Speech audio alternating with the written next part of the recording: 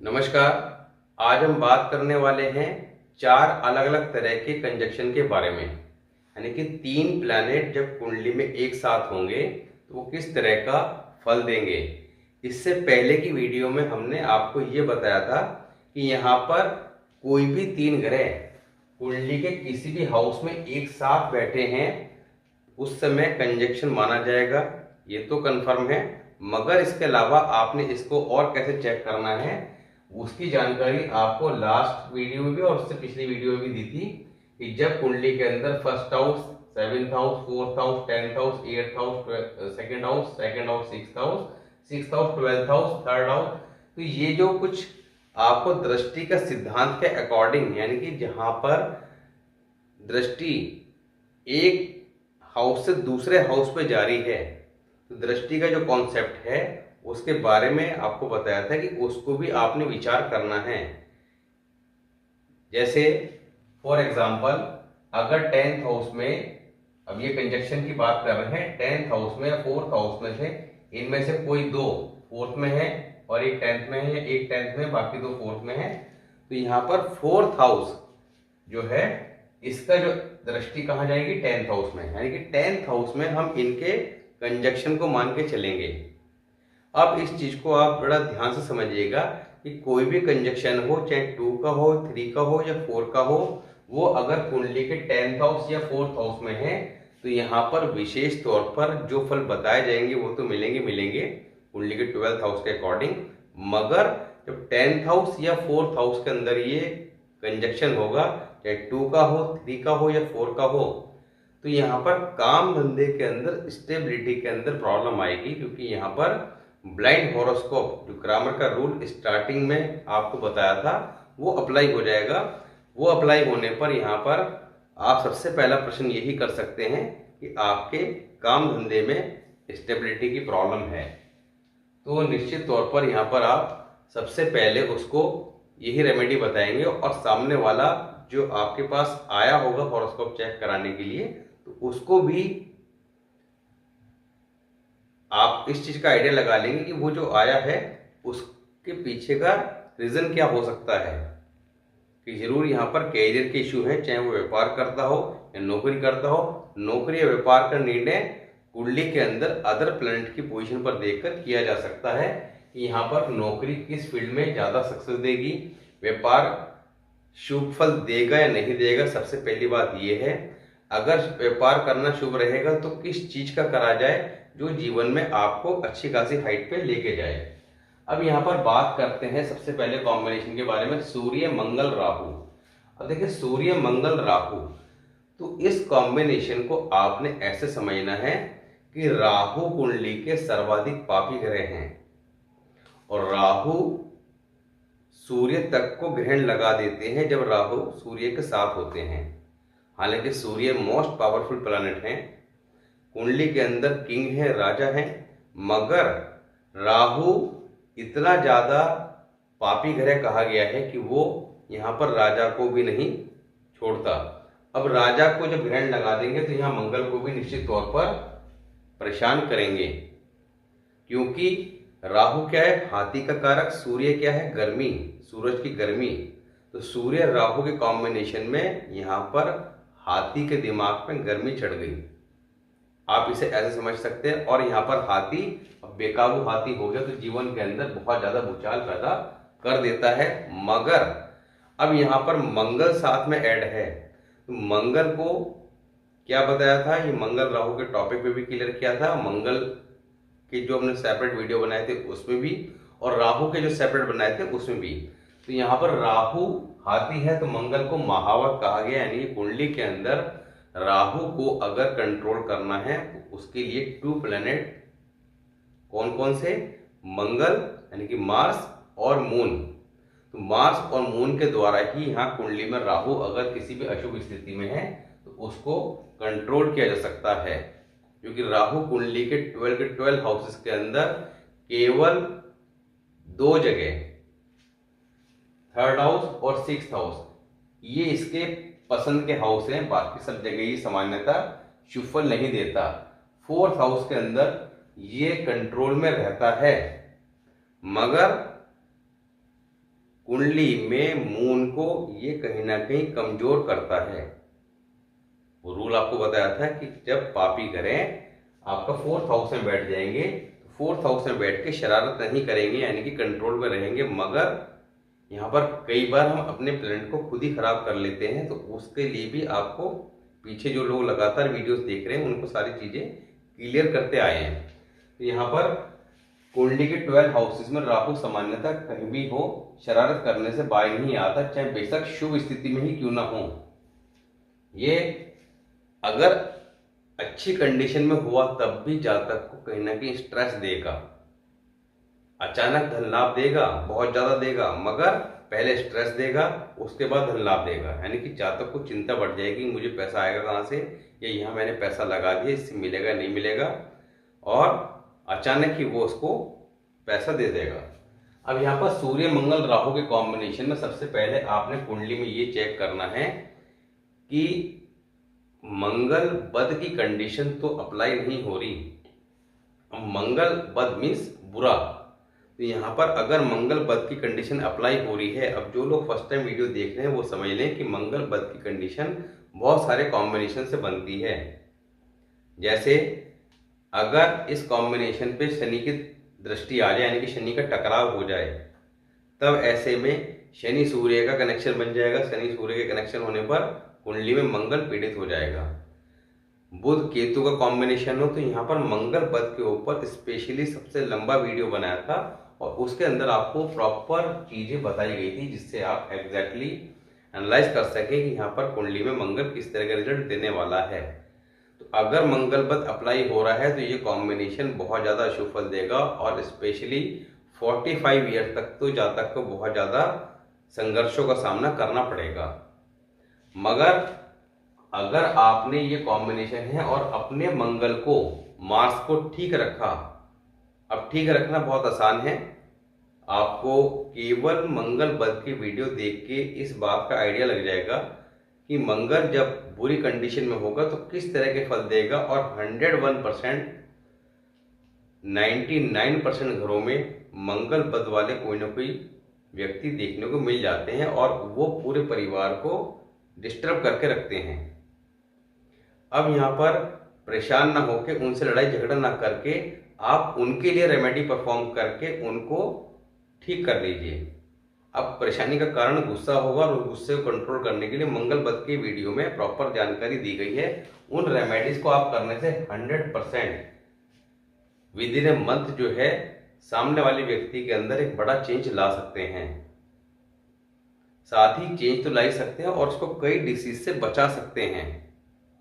तो यहाँ पर अगर कुंडली के अंदर मंगल को शुभ रख लिया तो ये कॉम्बिनेशन कोई ज्यादा विशेष अशुभ फल नहीं देगा, क्योंकि सामान्यतः ये सूर्य को ग्रहण लगा देगा, और मंगल के साथ भी राहु का कॉम्बिनेशन कोई अच्छा नहीं माना जाता, तो ये कॉम्बिनेशन सामान्यतः अशुभ फल ही देगा। अब सेम इस कॉम्बिनेशन की बात करते हैं। अब अगर ये कुंडली का 10th हाउस में हुआ या 4th हाउस में हुआ, उस कंडीशन में काम धंधे के अंदर जातक के बार बार चेंजेस रहेंगे। एक नौकरी करेगा, छोड़ देगा, दूसरी करेगा, दूसरी करेगा, फिर तीसरी करेगा। हर साल 6 डेढ़ साल के अंदर आपको ये परिस्थिति देखने मिलेगी। व्यापार करेगा तो व्यापार में नुकसान करता जाएगा, व्यापार का ऐसे व्यक्ति को कोई लाभ नहीं होगा। तो यहाँ सबसे पहले इसकी रेमेडी के लिए क्या करना है, जो सरकारी सफाई कर्मचारी हैं उनको पैसे यानी कि सिक्कों के रूप में पैसे देते रहें, मिठाई इत्यादि देते रहें। दूसरा, मंगल बद के टॉपिक में जो रेमेडीज बताई हैं उनको परफॉर्म कर लें। सूर्य ग्रहण के वक्त जो है आपका जौ इत्यादि सूर्य ग्रहण की टाइमिंग में जल प्रवाह कर दें। तो ये सब काम अगर आप करते हैं तो आप इस कॉम्बिनेशन को के जो विशेष अशुभ फल है उनसे बचाव कर पाएंगे। इसी तरह सूर्य मंगल केतु के कॉम्बिनेशन की बात करते हैं तो यहाँ पर अब देखिए, सूर्य राहु सर्वाधिक पापी ग्रह है, केतु जो है थोड़ा सा उससे नीचे लेवल का है। अब यहाँ पर केतु बेचारा जो है मारा जाता है, राहु पे कोई फर्क नहीं पड़ता है, वो चाहे कितनों के साथ बैठा हो वो शांत जरूर कर सकते हैं, क्योंकि राहु क्या है, हाथी।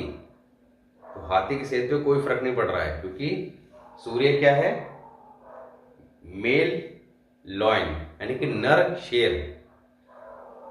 केतु क्या है, चीता।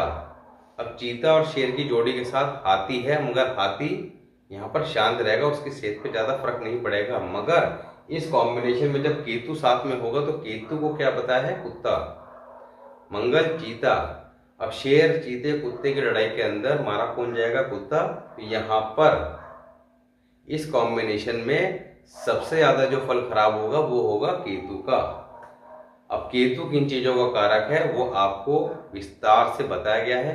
केतु है हमारे बेटे का कारक, लड़के का स्पेशली। अगर बेटा नहीं है तो फिर जो भी चाइल्ड है उसका कारक आप केतु को ही लेके चलेंगे, क्योंकि केतु बच्चों का कारक है, बच्चों में भी स्पेशली मेल चाइल्ड का कारक है।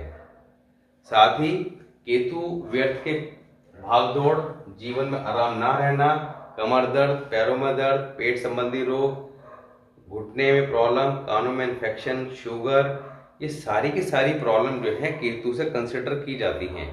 तो आपने इस कॉम्बिनेशन को ध्यान से समझ के ये सिम्टम्स चेक करने जो आपको बताए गए हैं। अब यहाँ पर सबसे पहले अगर आपने मंगल को चेक किया, जैसे कि आपने राहु के टाइम पे चेक करना है, तो मंगल की रेमेडी प्रॉपर हमेशा जरूर कर लें। दूसरा, केतु के लिए जो रेमेडी बताई गई है वो स्पेशली ये कॉम्बिनेशन है, ये कॉम्बिनेशन कुंडली के जिस भी हाउस में है उस हाउस में जाके पर्टिकुलर राहु और केतु के लिए जो रेमेडी एडवाइस की गई है उनको भी आप करते हैं तो 100% आपको लाभ मिलेगा। और उन सब की जानकारी आप प्ले लिस्ट में जाकर चेक कर सकते हैं। अब नेक्स्ट कॉम्बिनेशन की बात करते हैं, सूर्य शुक्र मंगल। अब देखिए सूर्य शुक्र मंगल का जो कॉम्बिनेशन है, इस कॉम्बिनेशन में यहाँ पर शुक्र का फल पीड़ित होगा।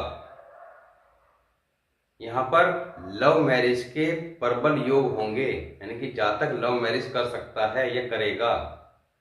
उसके बाद शादी के बाद दिक्कतें आएंगी और 2 विवाह के योग जातक की कुंडली में बन जाएंगे। तो यहाँ पर यानी कि मैरिड लाइफ जो है खराब, शादी में दिक्कतें, 2 विवाह के योग, तो यहाँ के काफी ज्यादा खराब फल देने वाला ये कॉम्बिनेशन कुंडली में बन जाएगा।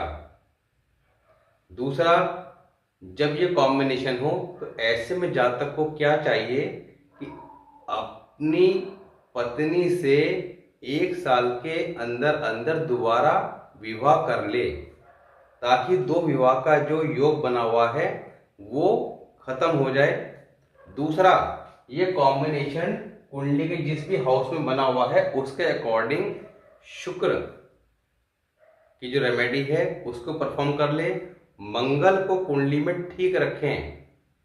ठीक कैसे रखें, जैसे भी आपको बताया कि मंगल बद की वीडियो में जाके चेक कर लें कि आपका मंगल खराब कंडीशन में तो नहीं आ रहा है, और अगर खराब कंडीशन में आ रहा है तो वहाँ पे जो लक्षण बताए गए हैं वो लक्षण देखने को मिल जाएंगे कि हाँ इस व्यक्ति का मंगल खराब है, वो वहाँ पे सिम्टम्स के आधार पर आप समझ जाएंगे। अगर आपको वो लक्षण देखने को मिले तो आपने रेमेडी परफॉर्म करके मंगल बदवाली, मंगल को ठीक रखना है। सूर्य शुक्र के समय कहा है कि दिन के समय जातक को संबंध नहीं बनाने, और दूसरा पति पत्नी दोनों में से एक ने गुड़ खाना छोड़ देना है। मतलब ऐसे में कपल्स को चाहिए कि मीठा कम सेवन करे, कि कम से कम एक व्यक्ति गुड़ क्या है आपका सूर्य। अब यहाँ पर सूर्य की कारक चीजों को ज्यादा ग्रहण करने से सूर्य स्ट्रांग होगा और शुक्र को और ज्यादा कमजोर करेगा। तो पत्नी के हेल्थ इश्यू, मैरिड लाइफ में प्रॉब्लम, ये सारी प्रॉब्लम देखने को मिलेगी। तो यहाँ पर ये डिपेंड करता है, क्योंकि देखिए यहाँ पर सारी चीजें रटी रटाई नहीं होती कि जैसा बता दिया, साथ में काफी और चीजों को भी कंसिडर करना पड़ता है कि कोई भी कॉम्बिनेशन कुंडली के किसी भी हाउस में, साथ ही दृष्टि वहां पर किस प्लेनेट की पड़ रही है, दृष्टि को भी चेक करना होगा, इससे ये पता लगे कि ये कॉम्बिनेशन कितना अशुभ फल देने वाला है या इसके अशुभ फलों से बचाव भी हो सकता है क्या। दूसरा, ये कॉम्बिनेशन कुंडली के जिस हाउस में बना हुआ है, अब तीनों ग्रह के जो अपने घर हैं उनमें इनके अगर एनिमी प्लैनेट बैठे होंगे तो जिसके भी घर में बैठे होंगे उसके फल को कमजोर करेंगे। तो ये सारी की सारी चीजें अप्लाई करने के बाद आप एग्जैक्टली एनालाइज तब कर पाएंगे कि अगर कोई कॉम्बिनेशन अशुभ फल देने वाला है तो कितना अशुभ फल देगा और कितना नहीं देगा। नेक्स्ट की बात करते हैं तो यहाँ पर सूर्य बुध शनि का कॉम्बिनेशन। अब सूर्य बुध शनि का जो कॉम्बिनेशन है, इस कॉम्बिनेशन को आप ध्यान से समझिएगा कि सूर्य और शनि जब कुंडली में कहीं भी इकट्ठे होंगे तो बहुत बुरा फल देते हैं। सबसे खराब कॉम्बिनेशन है ये। कुंडली में मंगल बद हो जाता है, यानी कि मंगल खराब हो जाता है, बृहस्पति भी खराब हो जाता है, क्योंकि मंगल बद जब खराब होता है तो कुंडली में बृहस्पति डैमेज, राहु नीच का फल देगा, केतु का फल खराब, शुक्र का फल खराब, बुध का फल खराब और चंद्रमा का फल खराब। तो यानी कि जातक के मन में शांति नहीं रहेगी, व्यापार में दिक्कत आएगी, बहन बुआ बेटी बुआ को तकलीफ रहेगी, जातक की वाणी खराब होगी, संतान को लेके इशू रहेंगे, चिंता परेशानी बनी रहेगी। तो ये सारी की सारी तकलीफें, और बृहस्पति मंदा होगा तो यहाँ पे जातक के समाज में इज्जत नहीं होगी, क्योंकि बृहस्पति हमारी इज्जत शोहरत का कारक है। तो यहाँ पर सूर्य शनि मिलकर पूरी कुंडली को डैमेज कर देते हैं। अब सूर्य शनि का जो कॉम्बिनेशन होता है, तो इस पे जब हमने वीडियो बनाई थी तो उसमें आपको बताया था कि सूर्य शनि आपस में बाप बेटा है मगर कट्टर शत्रु हैं। तो इन दोनों का जब झगड़ा होता है तो यहाँ पर सैक्रिफाइस ऑफ प्लैनेट जो ग्रामर का रूल है, जिसपे वीडियो बना रखी है, वो रूल अप्लाई हो जाएगा। यानी कि सूर्य शनि के झगड़े में शनि पीड़ित होगा और शनि अपने सारे कष्ट अपने मित्र विनस शुक्र पे डाल देगा। तो ये सैक्रिफाइस ऑफ प्लैनेट जो वीडियो बनाई थी उसके अंदर पूरा समझाया था। तो वहां पे जाके आप इजीली समझ सकते हैं कि कोई ग्रह अगर आपकी कुंडली में शुभ स्थिति में दिखाई दे रहा है और उसके फल नहीं प्राप्त हो रहे हैं, आप सर्च पे सर्च किए जा रहे हैं वीडियोस कि हमारा मून किस कंडीशन में, हमारा विनस तो मालवीय योग बना के बैठा हुआ है, मगर आपने ये चेक ही नहीं किया कि कुंडली के अंदर सैटर्न कहाँ है। सैटर्न जब भी कुंडली में पीड़ित होगा तो यहाँ पर विनस को खराब करेगा। तो वो सैक्रिफाइस जो प्लैनेट के ऊपर हमने जो जानकारी आपके साथ शेयर करी थी, वो बहुत ही इंपॉर्टेंट वीडियो है चीजों को थोड़ा सा बारीकी से समझने के लिए। तो यहाँ पर सूर्य शनि के कॉम्बिनेशन में विनस का रिजल्ट खराब होता है, मगर जब बुध साथ में आ जाएगा तो बुध क्या है, सूर्य का भी मित्र है और शनि का भी। तो जब दो एनिमी प्लैनेट के बीच में कोई ऐसा प्लैनेट आ जाए जो दोनों का मित्र हो, तब ऐसे में वो उनके आपस के डिस्प्यूट को खत्म कर देगा, वो उनके बीच में लड़ाई नहीं होने देगा।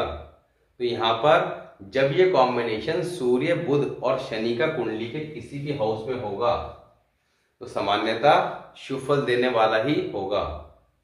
तीनों ग्रह का अपना अपना फल शुभ ही होगा, मगर अगर ये कॉम्बिनेशन कुंडली के second house, fifth house, ninth house और 12th हाउस, इन 4 हाउसेस, ये 4 हाउसेस किसके हैं, जुपिटर के। कुंडली का सबसे ज्यादा इंपॉर्टेंट प्लैनेट जुपिटर है। जुपिटर के पास 5 डिपार्टमेंट हैं सबसे ज्यादा। तो बृहस्पति के पीड़ित होने के चांस सबसे ज्यादा रहते हैं कुंडली में, क्योंकि 5 डिपार्टमेंट हैं। तो 5 जब घर किसी के पास होंगे, कुंडली के टोटल 12 घरों में से 5 अकेले एक के पास होंगे, तो उसके 5 घरों में से कहीं ना कहीं कोई ना कोई उनका शत्रु ग्रह जब बैठ जाएगा तो बृहस्पति को पीड़ित कर देगा। तो ऐसा बहुत कम देखने को मिलता है कि 5 घरों में कोई भी बृहस्पति का, जुपिटर का शत्रु ग्रह, एनिमी प्लैनेट ना बैठा हो। तो इसी वजह से बहुत कम लोग ऐसी कुंडली वाले होते हैं जिनका जुपिटर कुंडली में स्ट्रांग होता है, और ऐसे लोग निश्चित तौर पर बहुत ज्यादा किस्मत वाले रिच लोग होते हैं। ज्यादातर बाकी लोग जीवन में संघर्ष करते हैं, तो उनके आप अगर चेक करेंगे तो second house, fifth house, 9th house, 12th house के अंदर कोई ना कोई बुध, राहु, शुक्र, इनमें से कोई ना कोई प्लैनेट या शनि पापी होके, यानी कि अशुभ शनि बैठा होगा। अब यहाँ पर जब second house, fifth house, 9th house, 12th house में ये कॉम्बिनेशन होगा सूर्य बुध शनि का, तब ऐसे में बृहस्पति कुंडली में कमजोर हो जाएगा, किस्मत मंदी यानी कि स्ट्रगल करना पड़ेगा। दूसरा, तो यहां पर करना क्या है, अगर ये second house, fifth house, 9th house या 12th हाउस में हो तो बृहस्पति को ठीक रखना है। बृहस्पति को ठीक रखने के लिए बृहस्पति आपका कुंडली में जहां भी प्लेस्ड है उस हाउस के वीडियो में जाकर जो प्रिकॉशन रेमेडी बताई गई है उसको समझें, उसकी रेमेडी करें, अपने जुपिटर को स्ट्रॉन्ग करें और जो परेशानियां चल रही हैं उनको ठीक कर लें। अब अगर ये कॉम्बिनेशन कुंडली के एक फर्स्ट हाउस से लेकर फिफ्थ हाउस तक में, यानी कि फर्स्ट हाउस से लेकर ये फिफ्थ हाउस तक में कहीं भी हो तब ऐसे में बुध संबंधित कार्यों से जातक को लाभ होगा। अब बुध के काम कौन से हैं? बुध के काम है दिमागी काम, यानी कि जिन कामों में दिमाग का इस्तेमाल होता हो, इसलिए कहा गया क्योंकि बुध क्या है? बुद्धि का कारक। तो जिसमें बुद्धि का इस्तेमाल ज्यादा होता हो ऐसे काम, अब जैसे अकाउंट्स का काम, सीए का काम, तो जो इस तरह के काम है ये बुध के टॉपिक में डिटेल में आपको पूरी जानकारी दी गई है कि बुध के काम कौन कौन से हैं व्यापार में और नौकरी में। तो उनसे रिलेटेड लाइन में अगर जाता है ऐसा जातक तो 100% बहुत अच्छी सक्सेस ले सकता है। अब ये कॉम्बिनेशन कुंडली के 7th हाउस, 10th हाउस और 11th हाउस, अब 7th house, 10th house, 11th house in houses में हो जहां पे शनि का कंट्रोल है। क्यों है? क्योंकि कालपुरुष कुंडली के हिसाब से 10th हाउस में मकर राशि, 11th हाउस में कुंभ राशि और 7th हाउस में तुला राशि। तो तुला राशि में शनि उच्च के होते हैं तो इसलिए शनि का यहाँ कंट्रोल रहता है। 10th हाउस इनका अपना है और 11th हाउस में इनका अपना है, तो इन तीनों घरों पर शनि का विशेष प्रभाव रहता है। अब इन घरों में जहाँ पे शनि स्ट्रॉन्ग पोजीशन में आ जाते हैं वहां पे जब ये कॉम्बिनेशन होगा 7th house, 10th house, 11th house में, तो शनि संबंधित कार्य से जातक विशेष लाभ प्राप्त कर सकता है। क्योंकि कुंडली के अंदर आपकी कुंडली कह रही है कि आपको ये लाइन सिलेक्ट करनी चाहिए थी, मगर आपने दूसरी गलत लाइन सिलेक्ट कर ली, तो आपको स्ट्रगल ज़्यादा करना पड़ेगा। और आपने अपनी हॉरोस्कोप के अकॉर्डिंग जॉब या बिजनेस का सिलेक्शन कर लिया, तो आपकी लाइफ जो है वो काफ़ी इजी गोइंग चलने वाली है। जीवन के अंदर आप अच्छा खासा चीज़ों को अचीव कर सकते हैं इजी वे में। अब first house, 4th house, 6th house, first house, 4th house, 6th house in houses में अगर ये कॉम्बिनेशन हुआ तो यहाँ पर सूर्य से रिलेटेड चीजों से जातक को विशेष लाभ प्राप्त होगा। अब सूर्य किन चीजों का कारक है? सरकार का, गवर्नमेंट का। तो ऐसे जातक को सरकारी नौकरी से विशेष लाभ, यानी कि जातक सरकारी नौकरी के लिए अप्लाई करेगा तो निश्चित तौर पर सफलता अर्जित कर सकता है। अगर वो व्यापार करता है तो यहाँ पर सरकार से जुड़कर किसी प्रकार का व्यापार जैसे सरकारी ठेकेदारी इत्यादि ऐसे कार्य करता है तो भी यहाँ पर वो अच्छा खासा प्रॉफिट गेन कर सकता है। तो यहाँ पर आज हमने बात करी 4 प्रकार के कॉम्बिनेशन के बारे में, 3 प्लैनेट की जो सीरीज चल रही है। नेक्स्ट वीडियो में बात करेंगे नेक्स्ट अलग अलग कंजक्शन के बारे में। फिर हम लोग जो हैं कुछ अमेजिंग फैक्ट आपके साथ शेयर करने वाले हैं जो शायद ही आपको पहले कभी पता हो, जिनको अप्लाई करके आप इजीली 1 मिनट में बर्थ चार्ट को भी रेक्टिफाई कर सकेंगे। और दूसरा, आप इमीडिएट ये चेक कर पाएंगे कि सामने वाले की कुंडली के अंदर ये प्लैनेट शुभ फल दे रहा है, युग फल दे रहा है, मतलब आप इमीडिएट प्रेडिक्शन कर पाएंगे। तो आगे आने वाली जो सीरीज है वो बहुत ज़्यादा इम्पॉर्टेंट होने वाली है। तो यहाँ पर मिलते हैं नेक्स्ट वीडियो में, तब तक के लिए नमस्कार।